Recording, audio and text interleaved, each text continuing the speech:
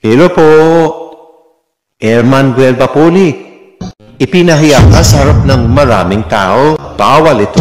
Hindi may iwasan ang mga taong mataas ang tingin sa sarili. Lalo na kung minsan, ginagamit pa ang kanilang posisyon para sa kapangyarihan. Kaya paano kung naka-encounter ka ng ganitong klaseng tao at ipinahiya ka sa isang lugar na pampubliko? Alam mo bang labag sa batas yan? Ayon sa Article 359 ng Revised Penal Code, may pinagbabawal sa batas ang pagsasagawa ng anumang kilos na maaaring magbigay ng kahihiyan, kasiraan o aksyon na maaaring humamak sa isang tao. Bukod sa masasakit na salita, kabilang dito ang pisikal na pananakit kagaya ng pananampal sa mukha o kaya na may pandudura sa isang individual sa harap ng maraming tao. Alinman sa mga ito, sa mata ng batas, ito ay may tuturing na slander biting at ito ay may kaparusahang pagkakakulong ng mula 4 na buwan hanggang 2 taon at mayroon ding multa na 20,000 piso hanggang 100,000 piso. Kaya paalala, bawal mamahiya.